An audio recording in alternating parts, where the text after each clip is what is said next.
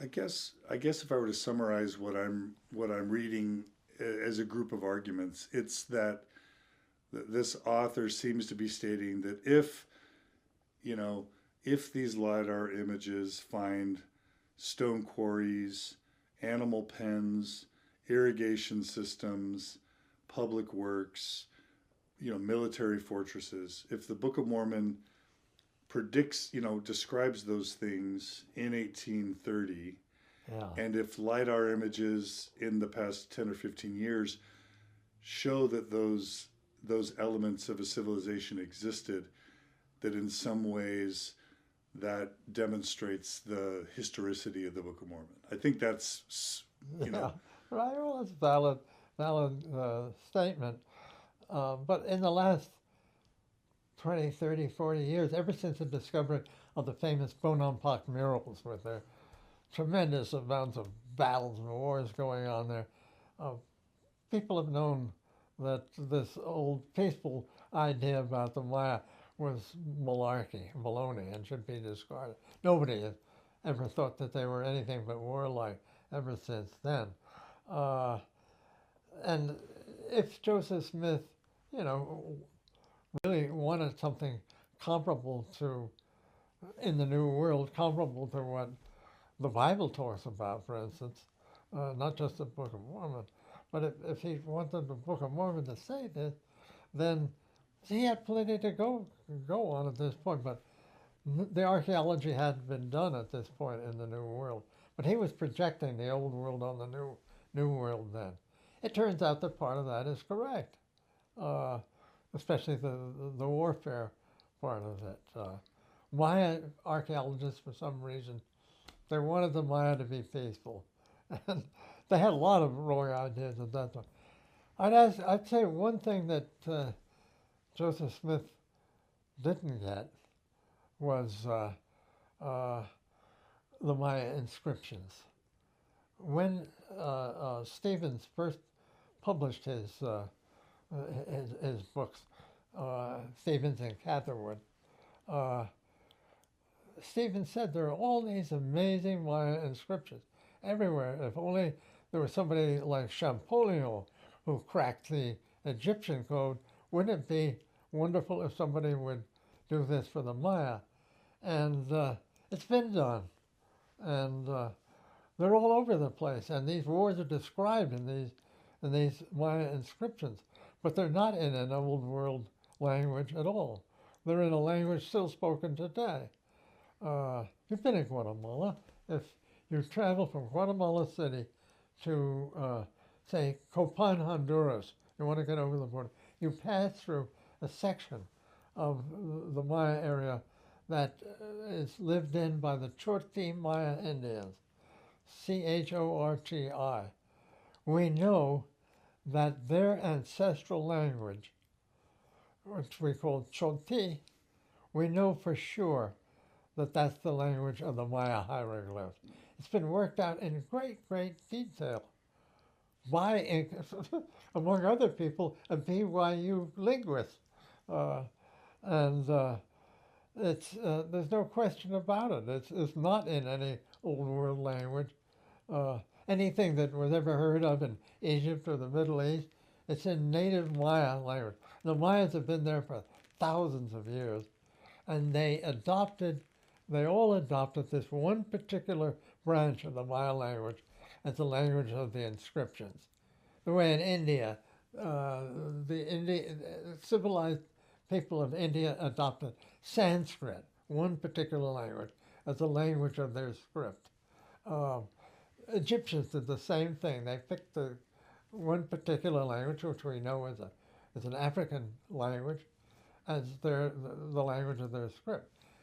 All of this stuff is in actual Maya. It's not in Nephi or anything from the Reformed you know. Egyptian. It's not in Reformed No, or from Egyptian the Egyptians. It's or purely Hebrew or yeah. or This is we have thousands of these inscriptions.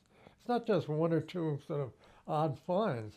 There are literally probably 10,000 inscriptions, plus 4 Maya books that have survived the destruction of the Spaniards. They're all in Choti Maya. So if you come across the Chorti there, you know, they're not Lamanites, they're Mayas. And they made that civilization.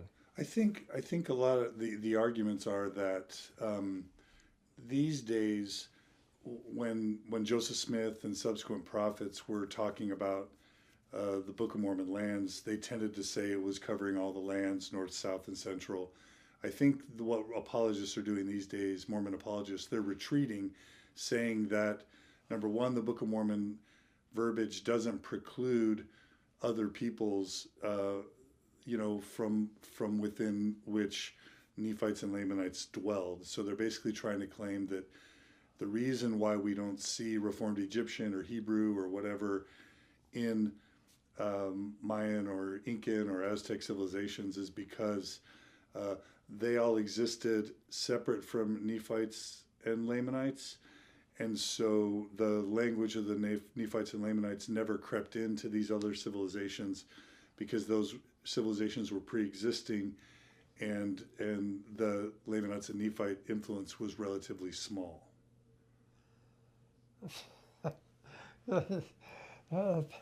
These explanations are so involved here.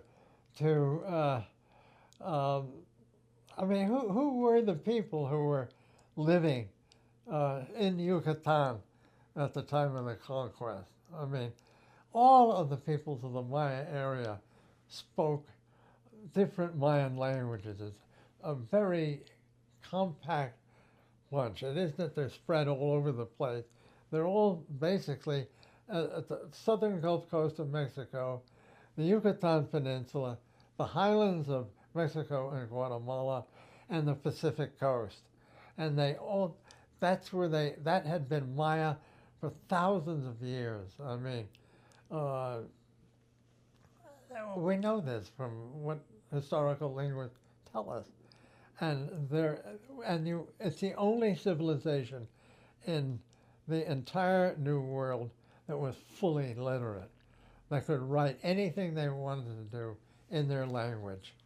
And this is why all of these inscriptions, as I say, it's not just one or two or chance discoveries. These are the people. These were literate people, and this was written for the benefit of the social system of these Maya kingdoms. The stories about their kings, about their queens, about their wars, they're all in there. And they've got nothing to do with the Book of Mormon. A totally different world. So for you, you're not seeing Hebrew and traces of Hebrew, traces of Reformed Egyptian in any of the Maya writings that you've reviewed? None. Absolutely. What if John nothing. Sorenson says he's found a lot, and he's even published articles saying he found a lot? No, that's a fantasy. I'm sorry. And it's an insult, furthermore, to the people who lived there, who made all of these inscriptions. I mean, I say we stay true to them. The only foreign type stuff you see there in the Maya books or inscriptions is in very late, for instance, the Dresden Codex, which is a beautiful Maya book that's been preserved in Dresden, Germany. There's some influence from Nahuatl, which is the language of the Aztecs, and probably was the language of Teotihuacan. There are some words in there that are, and even a couple of gods that relate to the Aztec Nahuatl ones. But that's it. Okay. We have thousands. What? The first Maya inscriptions begin 100 BC, and we had them up until the Spanish conquest. I mean, that's, 15th century of Maya writing. And I'll say thousands of examples, and there's not one thing in there that reflects either Hebrew or any kind of Egyptian, whether Middle Egyptian or Neo-Egyptian or anything like that. Okay. It just doesn't occur. If I'm going to summarize, my concern about this argument around LiDAR, it's the following, and we've been exploring this, but I'm just going to summarize. Basically, what it's saying is because LiDAR found certain descriptions of civilization in the Book of Mormon, such as roads, aqueducts, irrigation, military fortresses, public works, farms, highways. It must show that Joseph's a prophet because LiDAR images have discovered these things in the Book of Mormon. And my reaction is, number one, these are things that show up with civilizations. You can't have large groups of people without irrigation, roads, buildings, walls, defensive walls, fortifications. And it's more likely that Joseph learned about those artifacts of civilization from the Old Testament, from his reading of the Old Testament, which also has walls and fortresses and irrigation systems and public works and animal pens and stone quarries or whatever. And he basically projects that into his writings in the Book of Mormon, versus it being prophecy or an evidence of a historical book that that the LiDAR images reflect these sort of artifacts of civilization. That is exactly what I would say, except you said it better. Okay. Exactly, 100%. I mean, all civilizations have things in common. And, for instance, I've been working a lot with Angkor in Cambodia, in Southeast Asia, thousands of miles away from the Maya area. Yet there are many, many similarities. In fact, there are some really interesting similarities between the civilizations of East Asia and South Asia and Southeast Asia and Mesoamerica, and even including the American Southwest, that are difficult to explain. I mean, I tell my friend John Sorenson that if you really want to look for overseas connections, look to Asia, where these people came from in the first place, not to the Middle East. I mean, there's amazing similarities there that I can't go into here. I mean, and that if I published this, I'd be considered a nutcase. But why? Because archaeologists don't, they had their fingers burned with hyperdiffusionism. People who want to bring all this stuff from somewhere else. And there are some cases where there are some really similarities. I don't see any with the Old World, the western part of the Old World, but with East Asia. Yeah, so if the whole idea of color directions, that the different directions have certain colors. You go among the Navajo, for instance, to a Navajo sing, wants them making a sand painting. They're to cure somebody. They've got the color direction concept. Each direction has a color, has a plant, has a bird that sits on top of it, a different bird each time, associated sometimes with a different domestic plant. And the idea of spreading things to the four directions is ancient in the New World. The Maya have it. The Maya could tell you, well, north is such and such a color. This is a peculiar concept. I mean, it's not something that you'll find in the Holy Bible or anything like that. I've got, why is it that for instance, that in East Asia, when they look at the moon, full moon, East Asians don't see the man in the moon the way we do, somebody's face up there. They see a rabbit.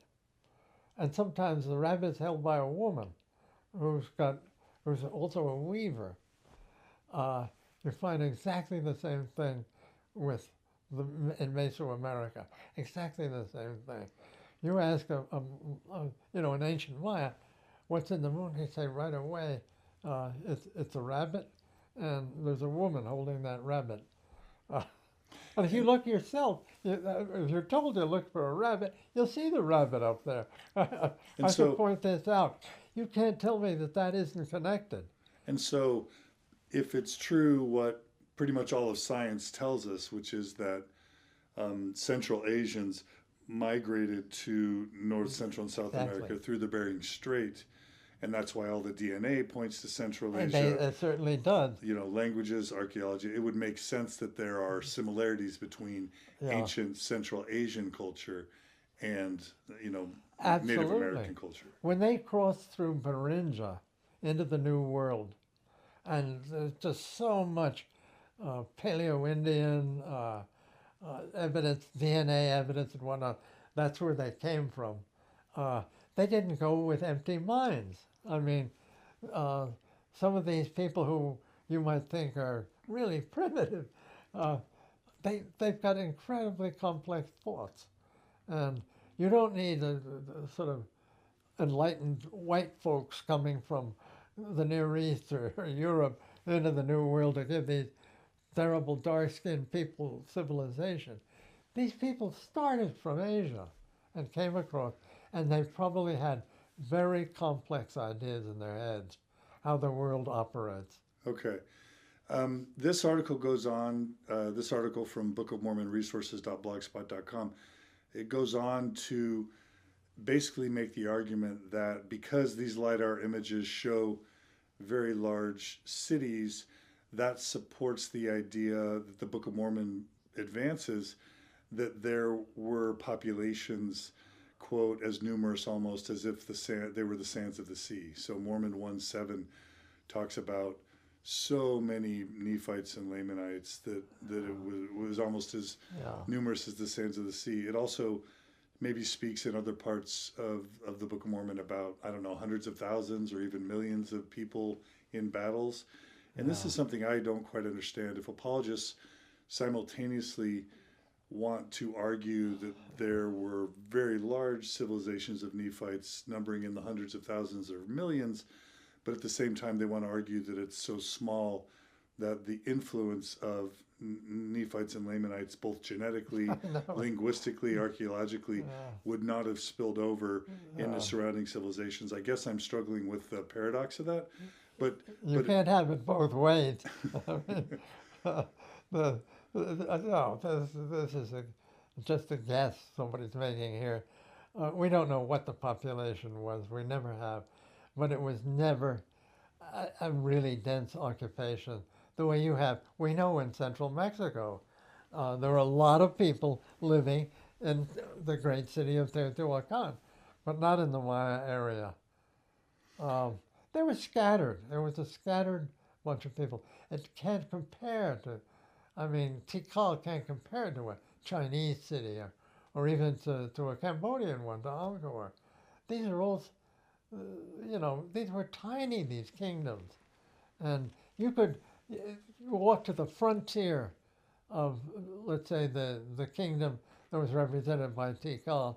You could walk to the frontier in a day. In any direction it would take you to get there. Just walking. These things were on a terribly small scale. So this blog is saying that the population at apogee could have reached 15 to 20 million. No, that's a total pipe dream. It never could have. There's no way it could have done that. What do you think the population at apogee likely was? Well, it would have been in the, I'd say, 800 AD. And, when this area was first explored by Stephen, he never really did explore the southern lowlands. He never entered there.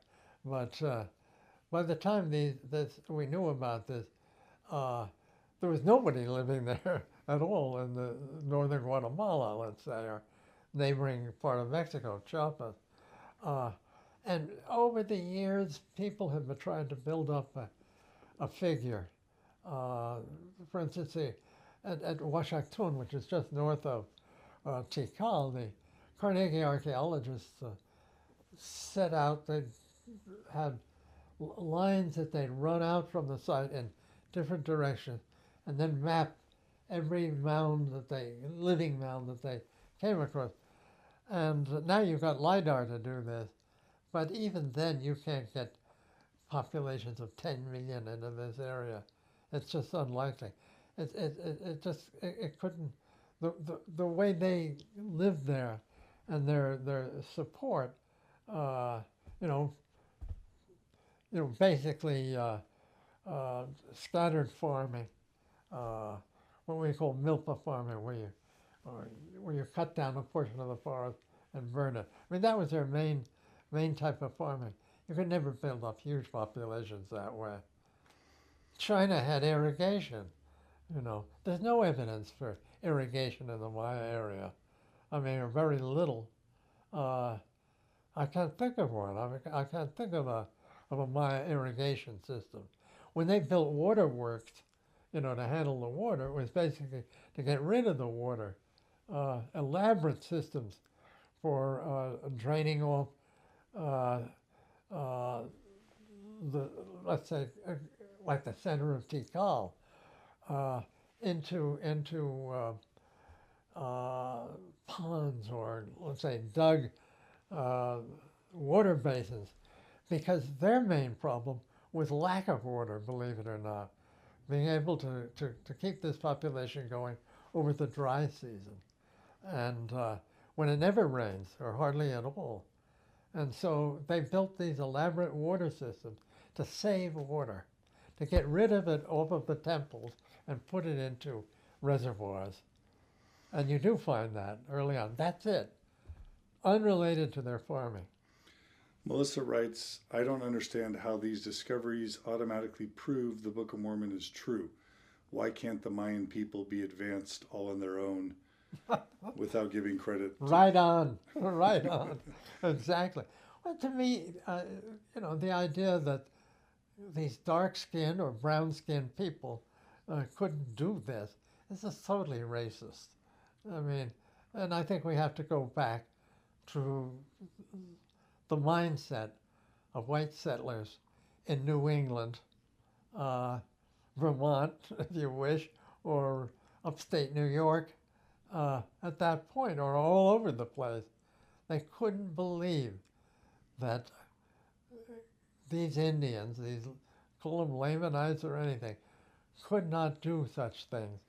It was part of the thing, a pre-Civil War mindset. Now, Michael Ash is returning to comment. He's not happy with this, Dr. Coe. He writes, it's a shame that neither Dr. Coe nor John DeLynn actually understand LDS scholarly arguments on these topics. Responding to strawman arguments don't adequately address the issues. Dr. Coe's understanding of Mesoamerica and LDS understanding of Nephites, Lehites in Mesoamerica are not mutually exclusive paradigms. So he's saying, Mesoamerica, you don't know Nephites and Lamanites and Lehites, and we're setting up straw men, is what Michael Ash is telling us. Well, to tell you the truth, when I was asked by Dialogue magazine way back in the lower Paleolithic, I mean, years and years and years ago, about the Mormons and archaeology, I actually did read the Book of Mormon. So I haven't retained it all in my head by a long shot. I mean, there's only so many neurons that you can have operating in your brain. And I'd need a whole extra set to do that. I mean, I couldn't stand up to somebody like my friend John Sorenson and argue the Book of Mormon with him, because, I haven't been thinking about it all these years. But I did back then. And I just could see no basis at all for either the Book of Mormon or, more importantly, the Book of Abraham being anything but fiction. The Book of Abraham, I noticed nobody mentions that here in their comments.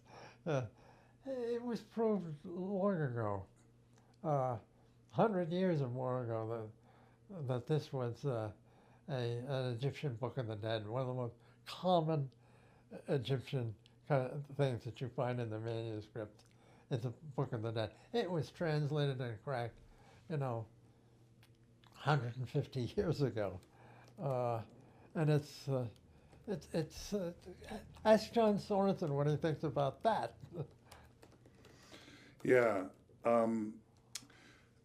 So I guess it's not totally fair to expect you to be able to speak really seriously and Oh no, intensely in no, detail not about to the a Book of real Mormon. dedicated Yeah, but scholar. so maybe just to summarize the LiDAR research, because we don't need to keep going into the details about LiDAR.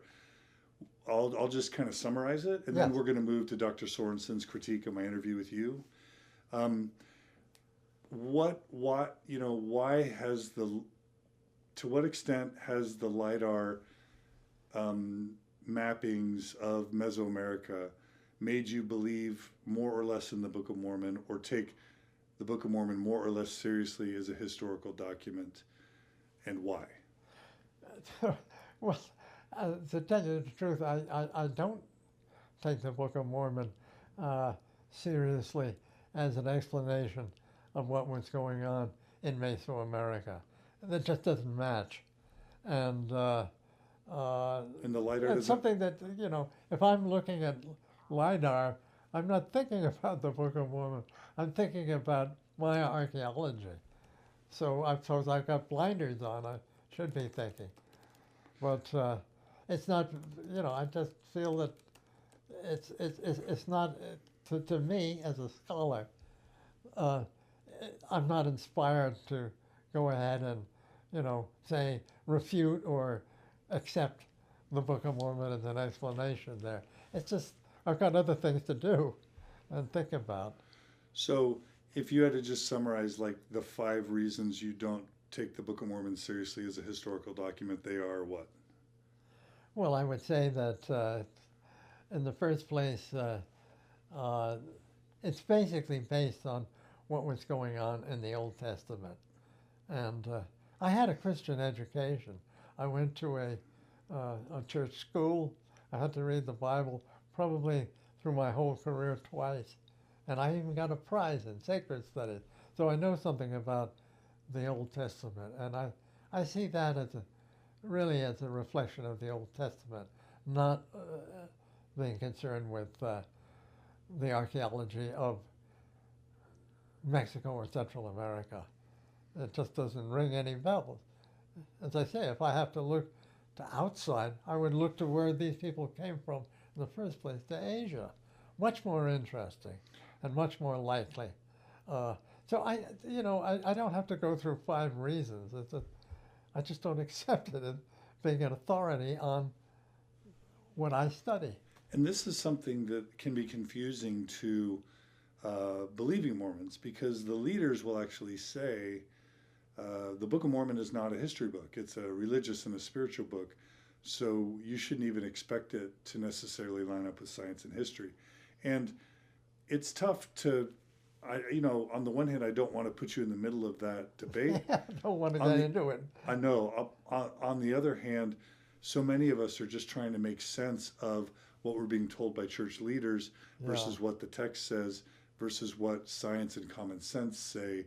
And we hear that John Sorenson has a PhD in this or that, or all these other archaeologists went to UCLA or wherever they went, and it makes us feel, oh my gosh, well, if these really smart men believe it, it must be legitimate. Well, John is a fine guy, and we've been talking and arguing with each other for years and years and years. And if he wants to accept this as a sacred document, that's fine with me. But it had nothing to do with what really went on there. If John can explain, go through and tell me where in all of these written records that were made back then, where there's any Hebrew or Sumerian or Elamite or any other old world language or Reformed Egyptian, using Smith's phrases, go ahead, but that's not John's specialty. And Maya writing is one of mine, and I can assure you there's nothing in those writings that reflects in the slightest way what goes on in the Book of Mormon. And that's where I would start with the whole thing. I mean, why weren't they writing in Hebrew? I mean, or in, so-called Reformed Egyptian. Joseph Smith had no ability whatsoever to to crack Egyptian hieroglyphs on his own. And, you know, I mean, truly, it's a long process to do this kind of thing. It's not easy. And we've finally been able, after all these years, to read all the Maya, ancient Maya writings. We can now read it. And, you know, just ask John Robertson, the linguist in BYU. I don't want to put him on the spot, but he had a lot to do with that. And there's no evidence whatsoever for any language from the Near East or Europe or any other white folks area that would sing with a linguist. It's Maya. What about DNA? The DNA is the same thing. I mean, you know, that's become extremely interesting recently. Now that they've got the ability, increasingly, to get DNA from ancient bones. And again, it all points to Central and East Asia, where these people came from, not to the Near East. Absolutely not. And There's a lot known about that. The great expert is now this guy at Harvard, who's been able to and also the people in Germany, to really get DNA, viable DNA, out of ancient bones. And it's just, for instance, there were these skeletons that have been found of early people coming into the Maya area on the east coast of Yucatan in they've gone into these drowned underwater caves that used to be open back in ancient times, and gotten found these amazingly well-preserved skeletons.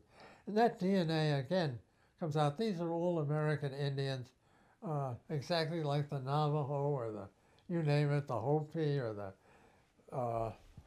all of them. They came from Asia.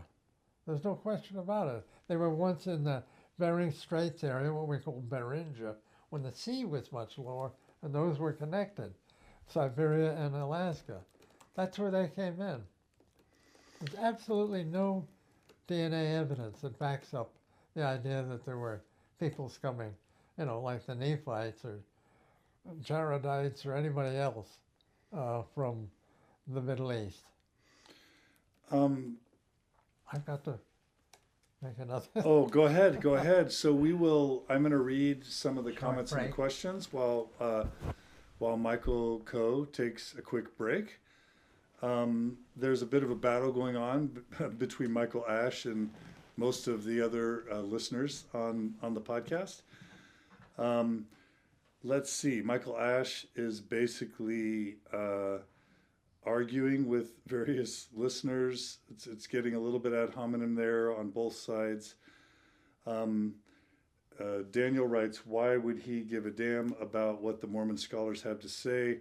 The burden of proof is not on Dr. Coe, but on the Mormons. They haven't met the burden of proof. Michael Ash writes, why weren't they writing Hebrew, quoting Dr. Coe?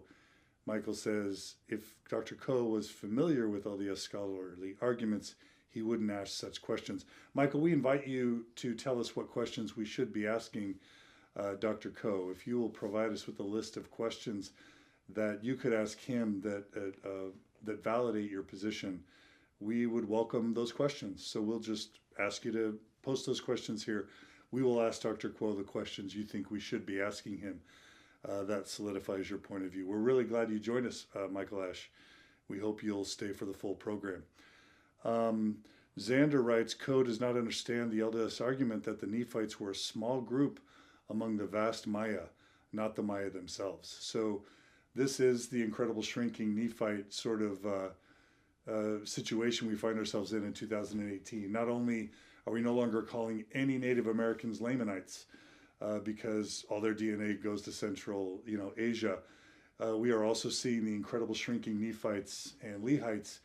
In other words, that's this argument that we advanced to Dr. Coe earlier, which is that Nephites and Lehites were subsumed by these larger cultures, and so their DNA and their language didn't spill over. The question that I'll ask Xander and Michael Ash is if Nephites and Lehites populated, and Lamanites populated hundreds of thousands, if not millions, as numerous as the sands of the sea in all directions, how is it not possible? How is it possible that their language and DNA wouldn't spread into surrounding populations?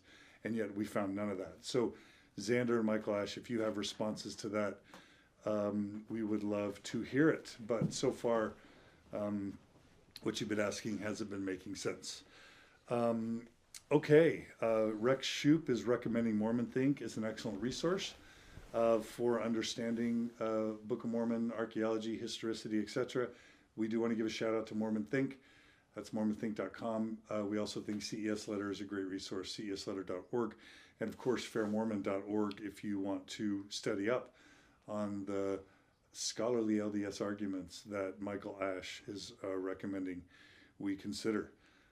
So again, basically what Michael Ash and others are saying, Dr. Coe, you don't understand that the modern Mormon apologetic, or as Michael Ash likes to say, scholarly arguments, basically are stating that Lehites and Nephites and Lamanites lived in these very small, contained populations, and the wars and the battles that they had got them all killed off, such that their DNA and their language and their history and their culture never actually infected or polluted the surrounding cultures of, all those that descended from Central Asia.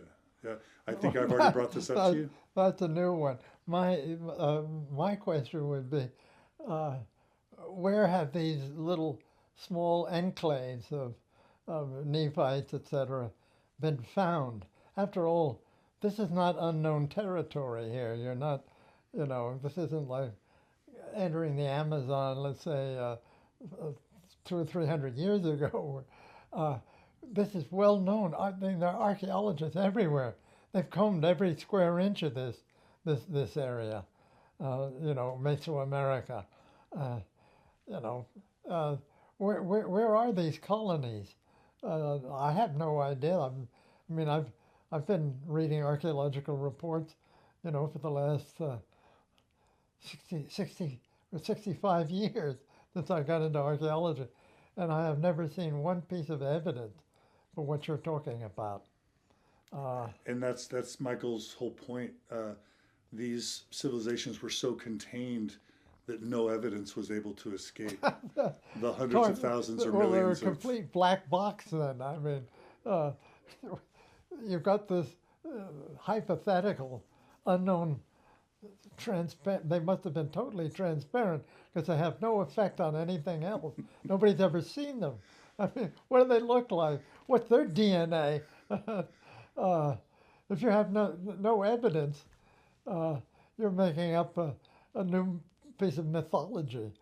I don't even think Smith had that in his mind, that you have this bunch of secret people who are unheard of. The Maya are well known. They're still, these are not an unknown people. They're people all through this region. And none of them sound like what you're talking about. No, and in fact, that's another thing the apologists, as I understand it, have had to sort of claim is that they acknowledge that Joseph Smith saw Lamanites everywhere. He would see a mound of bones and say, that was Zelph, the great white, Lamanite or whatever. He was seeing Lamanites in the Native Americans in North America, and all sort of general authorities of the LDS Church from Joseph Smith until present would go to Polynesia and call them Lamanites. They would go to Central and South America and call them Lamanites. Wow. They would go to the Navajo reservations in North America and call them Lamanites. And so basically the argument that Michael Ash and other scholars or apologists, as they're known, they're basically having to say that prophets, seers, and revelators from Joseph Smith to present, including Joseph Smith himself, who's the author, was incorrectly identifying all Native Americans or dark people from his perspective.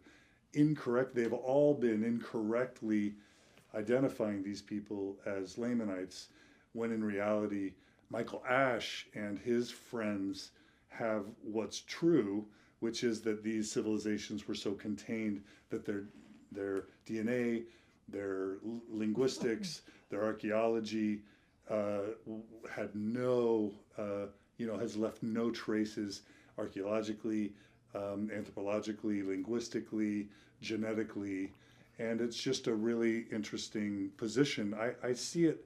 One of the critiques I have of apologetics and Mormon apologetics specifically is that they're always shrinking the target. They're always doing whatever they can to introduce enough doubt or questions or, curiosity such that they're trying to reduce the target so that there's no way for us to ever prove that what they're saying is true or not. So if they were able to find DNA evidence that comes from Israel, they would tout it to the world. But if they find out that all DNA evidence comes from Central America, well, then they say, well, these civilizations lived in isolation, and of course we wouldn't expect to see their DNA residue anywhere. And they do the same thing with language. They do the same thing with archaeology. And so I'm inviting Michael Coe. Michael Ash, he's actively engaging in this conversation. Michael Ash, if we're misunderstanding something, if you have more evidence you want to convey, if you have questions you want me to ask Dr. Coe, we warmly welcome you to, if we're misunderstanding your arguments. Any final thing you want to say? Well, the way you've described it, this is totally new to me. I really can't understand. It's not a scientific argument at all. In science, it's long been proved philosophically that, propositions should not only can be proved, but they also should be phrased so that they can be disproved. And how do you disprove something? Let's say it's so small that we don't see it because it's too tiny to see. Whole ancient people are too tiny to see. I mean, what size are these people? Are they 1 inch tall? I mean, it's a complete fantasy from beginning to end. It reminds me of, I shouldn't make this comparison, but it does spring to mind with,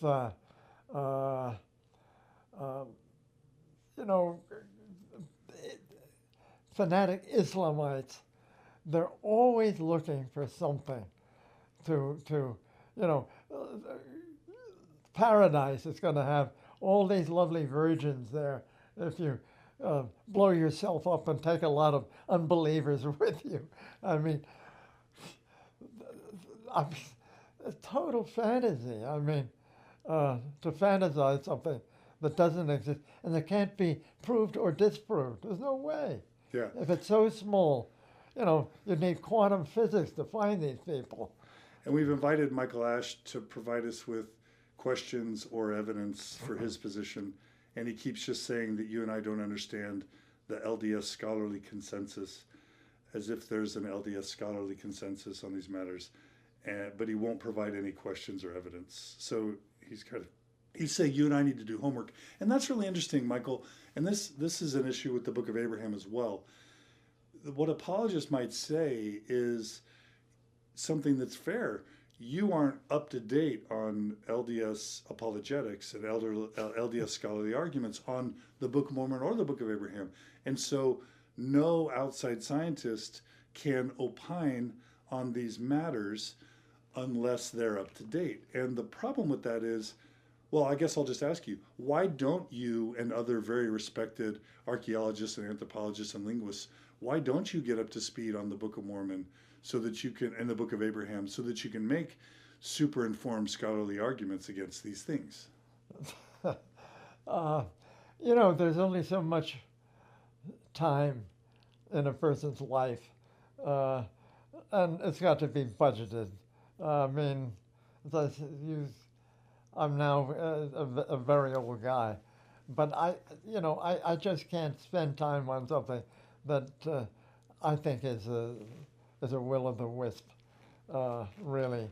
I mean, I could spend a lot of time proving that there was direct contact between the civilizations of East Asia or Southeast Asia and the New World, but I don't have the time to do that, and I'd rather do something scientifically. I'm a scientist, really, and if you don't like science, as a lot of people don't in the United States now, That's too bad, but that's my world. And I'm not going to waste my time on something that is not going to have a good outcome, even one that would be life enhancing in any way. I'm not going to, it's not worth my while. I mean, it's I've got other really interesting things to do. I mean, and what it's true is so much more interesting than what's fanciful. I mean, to study people like the ancient Maya, you learn something about humanity that you could never pick up from something like the Book of Mormon. I mean, how they coped with that environment, which ordinarily you wouldn't think. A tropical forest, monsoon culture like that could come. And they did amazing, amazing things, like invent and use a very good writing system. That's what interests me. I just can't spend time on it. As I say, in science, we deal with things that can be falsified or verified, but we can't deal with questions of belief. That's your problem, not mine. And that seems to be kind of what Mormon apologists like Michael Ash do. They try and reduce the target to something that's completely non-falsifiable, and I just think that's dishonest. So someone else said, Evan wrote, John, you're allowing a troll to take control of your interview. Rule number 1, don't feed the trolls. That's a fair point. Let me just ask really quickly. Daniel writes something interesting. Hey, Daniel, archaeologists have found a small settlement of Vikings in Canada. They were there for only a few decades. So science has proven adept at finding small cultures or needles in haystacks. Is that true? If there were a... this is interesting because I've been to that place, Meadows. It's in the northern peninsula, the end of the northern peninsula in Newfoundland, right on the Straits of Belle Isle opposite Labrador. Fascinating site. The guy who found that, Helge Ingstad, he spent decades looking for that. And he was using as partly the Viking sagas, the Eddas and whatnot, in which Finland is described, and he went and actually found that. There's no question about it. It's about 1000 A.D., and they only spent a couple of years there. Your correspondent is right about that. But it takes hard work, dirt work. And he went to all these places. He had his own boat and a very smart wife. And they, between the two of them, it took them decades and decades to find that. Now, where are your... But it was found. It's something that's in the ground. They were making bog iron there, and they left certain artifacts. And they came... these were true Vikings. I've just been up the Norway coast looking at Viking sites. I see the Viking boats, so that truly interests me. But that stuff can be found, but it means scientific work. That man was a scientist and a very good historian. He didn't run around with something like the Book of Mormon. He ran around with something that's describing reality, and he found it. So it refutes the idea that about these small people. There are over 1,000 people studying Maya archaeology, day after day. I can guarantee you there's that many. And where are these little miniature people now who you call Nephites or Jaredites, etc.? You haven't found them. So if the civilizations that the Book of Mormon describes truly existed in North, Central, South America, with roads and towers and walls and hundreds of thousands, if not millions of people, and swords and shields and currency or whatever, and domesticated animals, we would have found evidence of that. Yes. Currency. I'm just take currency. I mean, not all civilizations had currency. For instance, Angkor, which I study in Cambodia, they did not use money, and neither did the Maya. They used chocolate beans sometimes, for marketplace transactions. I mean, that's something I know about. I wrote a book about it, but they had no currency. Where are they? Where are all the cows and horses and so forth? There were horses, all right, in Central America, but they disappeared about 10,000 years ago, uh, slaughtered off by the first immigrants from Asia. So where is all this stuff? There've been huge amounts of archaeology done, and it's going on today in this area. That some of these apologists for the Book of Mormon are overlooking. Uh, what have they found? Nobody's ever found pre-Columbian cow bones in America. Period. All this, cattle, all this stuff that's in the Book of Mormon. We're covering that right now. Yeah. Let me just a couple more quick things. Yes, it's interesting that Michael Ash feels so strongly about commenting here and saying we're not asking or answering the right questions. We've invited Michael Ash on Mormon Stories many, many, many, many times, and he's declined. So Michael Ash, again, if you feel so strongly about your arguments, we invite you to come on Mormon Stories, and we would love to interview you, and we will treat you fairly like we do all the people that we interview.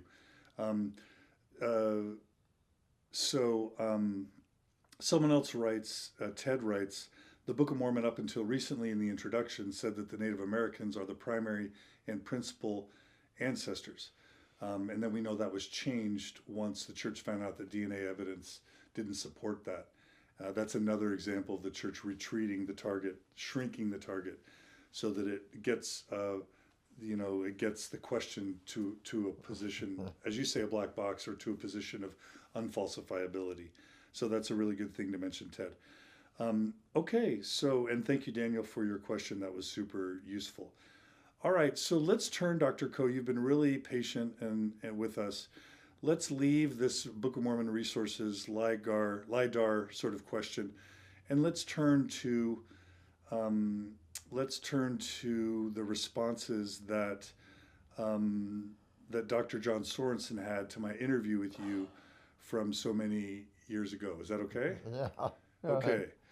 So what I'm going to do is read each kind of issue that John Sorenson responds to. So basically, this is an open letter to Dr. Michael Coe that Fair Mormon produced. There's no date on it that I can find.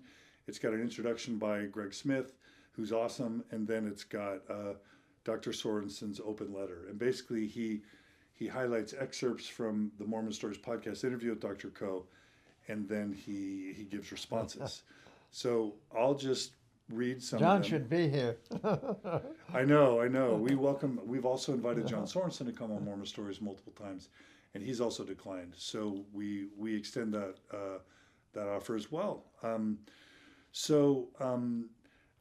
We talked about in the interview that I did with you that there's no evidence of metal, or there's no sites that have been located in Mesoamerica that provide evidence for the advanced types of metallurgy that would be required for the types of weapons that many want the Book of Mormon to have, or describe the Book of Mormon having. Has that changed? Are we finding that there was metallurgy? That would be presumably bronze weaponry, and prior to 600 that hasn't AD. changed.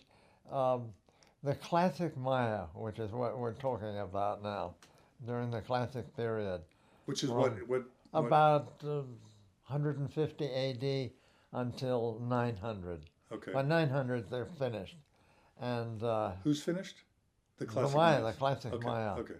They built those cities, and so-called cities, and at the very end, some copper metallurgy appears, apparently diffused from South America, from Peru and Ecuador.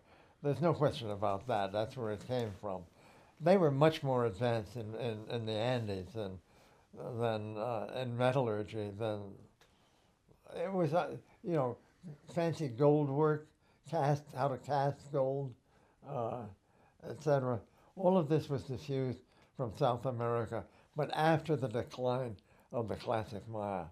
And you find a little bit of copper coming in, just a little bit, as a sort of offering underneath these stone stelae, these raised with the Copan, the site of Copan, for instance. You've got a little bit of gold coming in at the very, very end. And during the whole 600 years or so the classic Maya flourished, there was never a trace of metal weapons. Never a trace. So one of Dr. Sorenson's arguments is that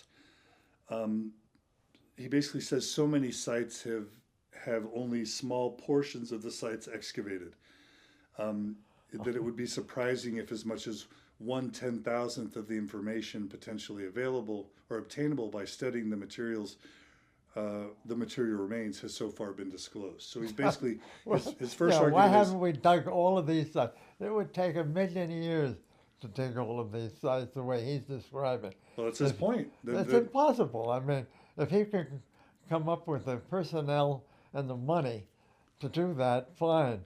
But it would go on forever. But he's saying maybe that's where every time you dig. I mean, John has never been a digger, I think, except in his student days. But when you excavate a site, you have to record the location three-dimensionally of every single thing you find on that site and be able to, at least on paper, put it back to where it was to get how long, and it takes, I mean, I've done a lot of digging, but, opened up areas, it takes forever, as any working archaeologist, including Mormon ones, could say, to do this work. You have to hit the areas and do it so that what you're getting is a sample, a valid sample of what the entire site is going to be like. I mean, this is true all over the world, including the Near East. And it simply can't, what he's asking for cannot be done. So you can say, well, you probably missed the rockets that the Maya might have had to fire at each other, because you haven't dug all of Tikal or all of Washaktun. That's ridiculous. I mean, that's not, I mean, for instance, why don't we understand the human body? You should have dug up every person who's died in the last 100 years and dissect them. If you haven't gotten every last one, you don't have, who knows what might have been there. Might have been Nephites. I mean, that's a ridiculous argument. Okay. I'm ashamed that somebody like John would ask a question like that. Okay. So his second argument was that no metal remains or, evidence of advanced metallurgy has not been obtained because they haven't been sought by modern methods. So he says, so ancient remains of metals may leave traces, but can anybody name even a single site where chemical remains have been widely sought by modern methods? So he's basically saying, you secular archaeologists don't care about the question of metallurgy, so you haven't taken the most modern methods of detecting to find the evidences of metalwork. Well, we haven't done a lot of things, like digging a complete site. Now, that's another one. I mean, it may be there because you didn't have the right methodology. Well, so what? I mean, it may not be there. I mean, that's not a scientific question. It can't be falsified. And that's basically one other thing that apologists do. They try and say, don't apply science or evidence to these questions. Yeah. This is the spiritual. We know in our hearts it's there. Well, go ahead and know it. Right. Okay. So he goes on to talk about, he also talks about metal that has been found but has been ignored. So he's basically saying that there are a lot of instances of metal objects that were found before what he calls the metal curtain of about 900 AD, but have been conventionally ignored in the discussions in the history of metallurgy. Several hundred specimens dating from 400 BC to 900 AD. He says 153 were excavated by professional archaeologists. By who? He gives a footnote at the bottom. And see, we don't, how do we understand these footnotes? He's basically saying he wrote, oh, he's quoting himself. See my metals and metallurgy relating to the Book of Mormon text published by Farms in 1992. So Well, I guess, I haven't got time to read it. okay, but he's basically claiming that there have been lots of metal objects found that have been ignored. What would you say to that? That's again. Give me names and dates. I've never heard of it myself. Okay. What he's saying is that all those archaeologists, particularly Carnegie Institution of Washington archaeologists, have been hiding this stuff or didn't know what they were doing or didn't have the right equipment. Or he wasn't there. Or were so secular that you didn't want to pursue anything that could validate a religious claim. A scientist has to be secular. I mean, he's not a scientist if he goes in, trying to justify faith. I mean, it's a totally different world.